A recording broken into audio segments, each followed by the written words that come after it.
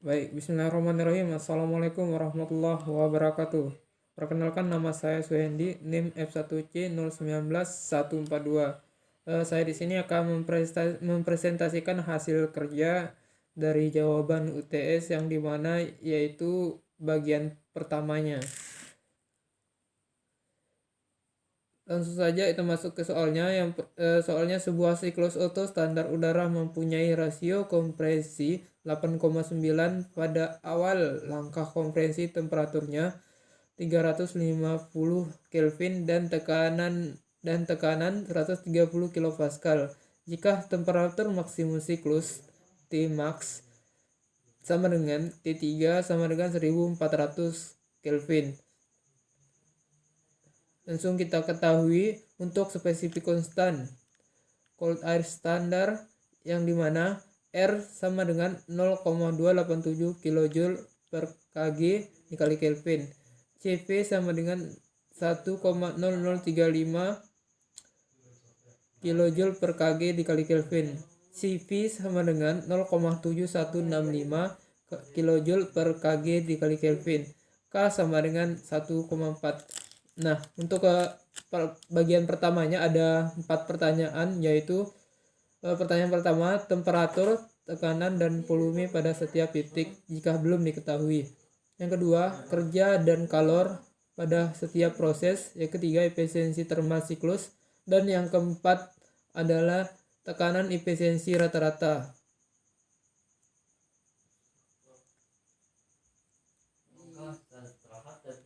Langsung saja masuk ke penyelesaiannya. Yang pertama yaitu calor specific constant, cold air standard, yang dimana sudah diketahui tadi R sama dengan 0,287 kJ per Kg dikali Kelvin. CV sama dengan 1,0035 kJ per Kg dikali Kelvin. CV sama dengan 0,7165 kJ per kJ dikali Kelvin, dan K sama dengan 1,4.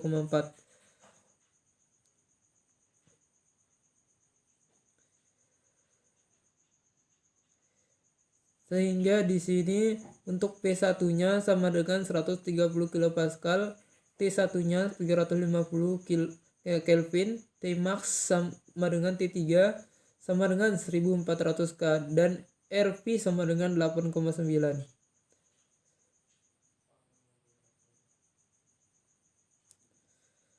Nah, langsung saja kita masuk ke poin pertanyaan yang pertama, yaitu hitunglah temperatur, tekanan, dan volume pada setiap titik jika belum diketahui.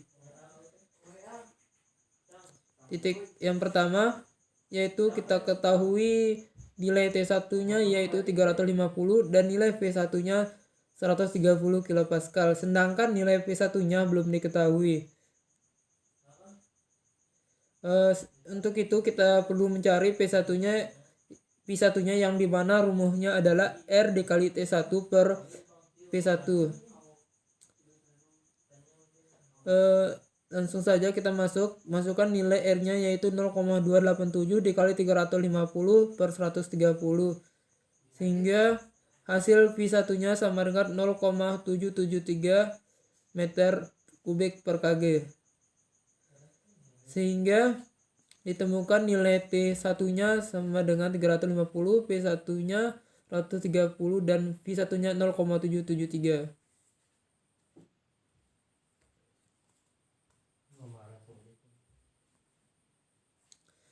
Langsung saja masuk ke titik keduanya, yaitu mencari nilai T2, V2, dan V2. Yang dimana rumus dari P2 ini sama dengan V1 dikali V1 per V2 dipangkatkan K. Langsung saja V2 sama dengan 130 dikalikan 8,9 dipangkatkan 1,4. V2 sama dengan 130 dikali 21,337. Sehingga hasil dari V2 ini sendiri yaitu 2773,890 kilopascal.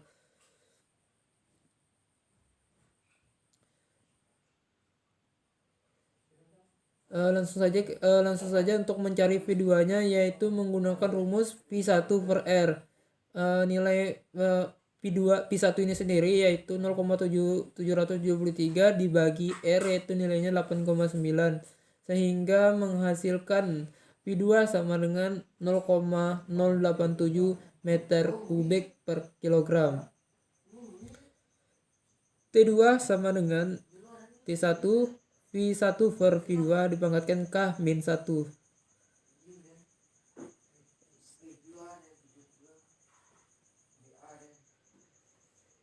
Yang dimana kita ketahui di sini nilai T2-nya yaitu 839,119 Kelvin.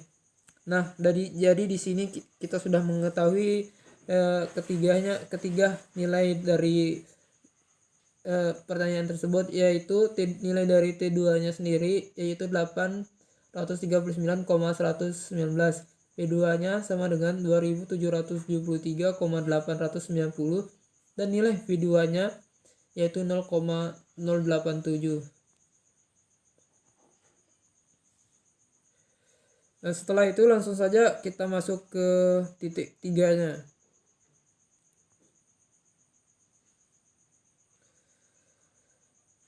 Nilai T3 sendiri sudah diketahui yang dimana itu 1400 dan nilai V3-nya yaitu 0,087 yang dimana kita sudah mendapatkan hasil dari perhitungan slide sebelumnya, sehingga kita di sini yang belum kita ketahui yaitu P3-nya, yang dimana rumus P3 yaitu V2 per T2 dikali T3.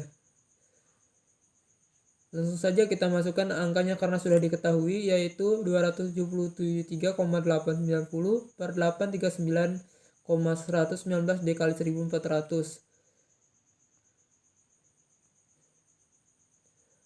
Sehingga P3-nya yaitu 4628,003 kilopascal.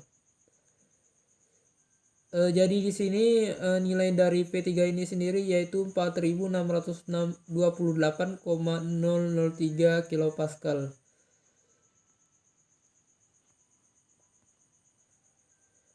Setelah titik 3 langsung saja kita masuk ke titik 4.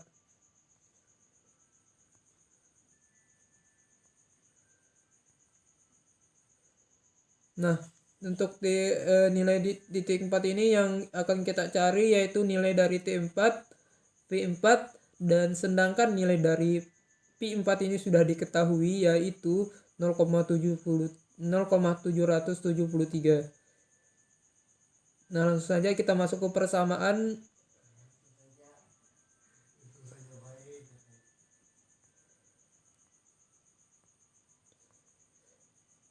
Persamaan P4-nya, P4 sama dengan P3 dikalikan V4 per V3 dipangkatkan K-1,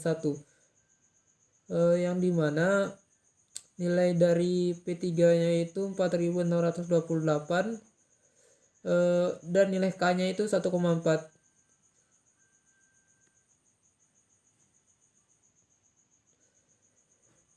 Sehingga kita temukan nilai P4-nya itu sendiri yaitu 216,894 kilopascal.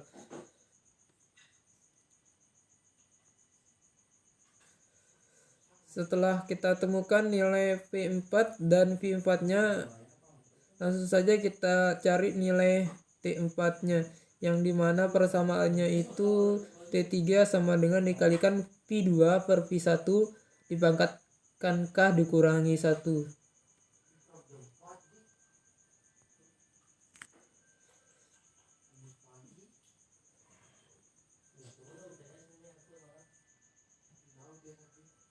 Setelah dimasukkan persamaan, langsung saja kita temukan nilainya yaitu 583,003 Kelvin. Jadi nilai T4-nya itu 583,003, P4-nya 216,894, sedangkan nilai pi 4-nya yaitu 0,773.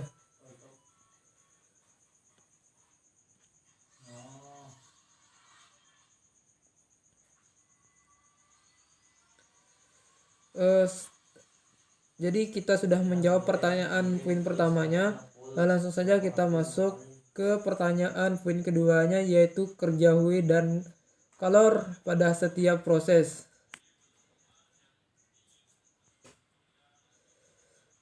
Yang dimana proses 1-2 yaitu isentropik.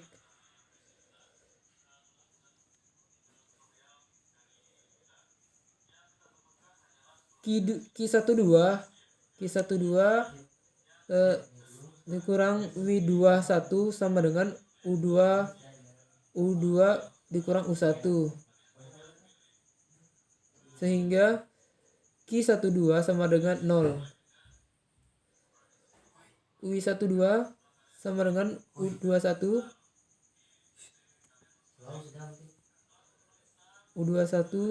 sama dengan U12 sama dengan CV dalam kurung T2 dikurangi T1.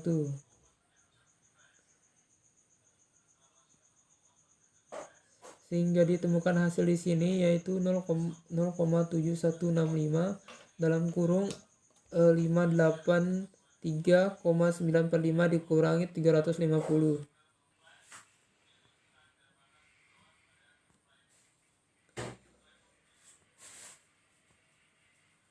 Dan hasilnya kita temukan di sini nilai dari W12 yaitu 68,396 kJ per Kg.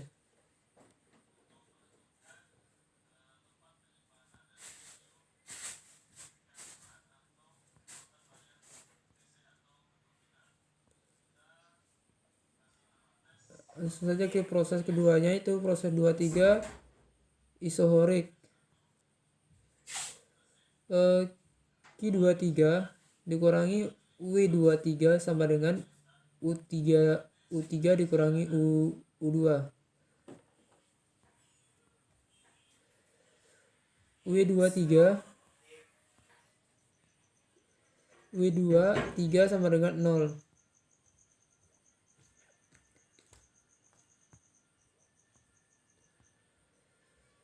Mungkin langsung saja kita masuk ke Q23-nya, yaitu yang dimana rumusnya CV di dalam kurung T3 dikurangi T1.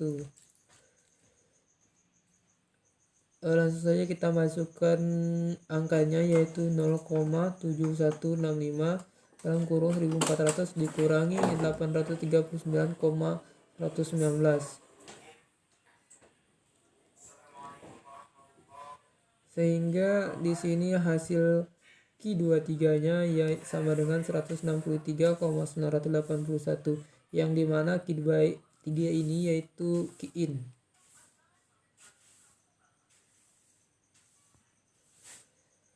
Lalu saja kita masuk ke proses 34, yaitu dikatakan isentropik.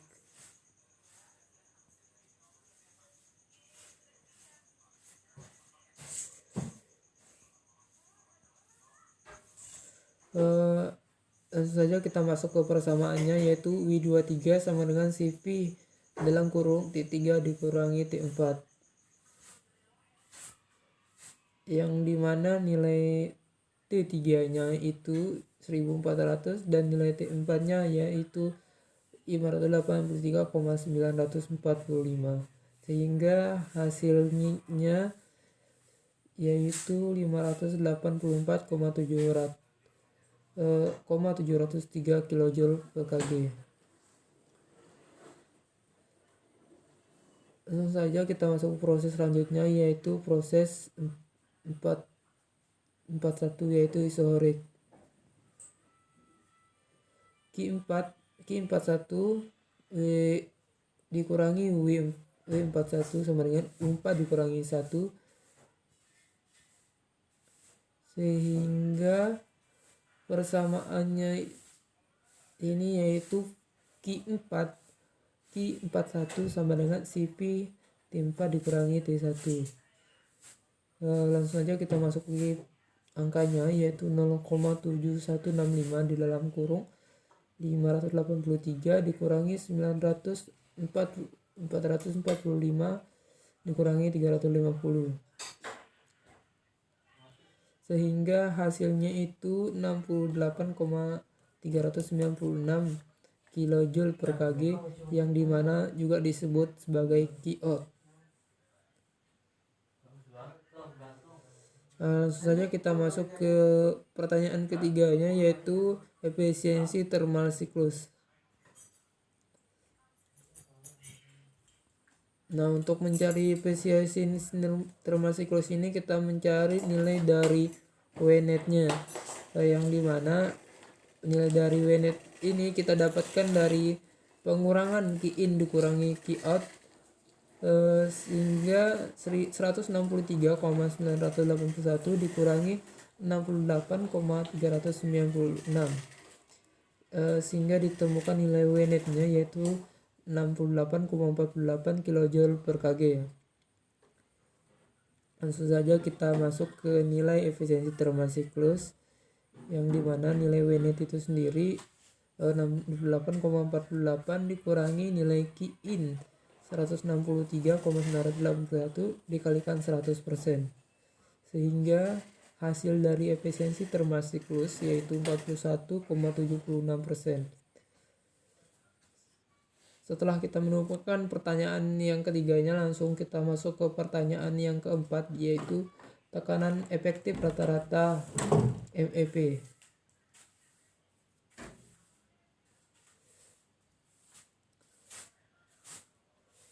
Nah, sebelum kita masuk ke persamaan MEP ini sendiri, yaitu kita tentukan Vmin, nilai dari Vmin-nya yaitu V23 sama dengan 0,087, dan nilai Vmax-nya yaitu V41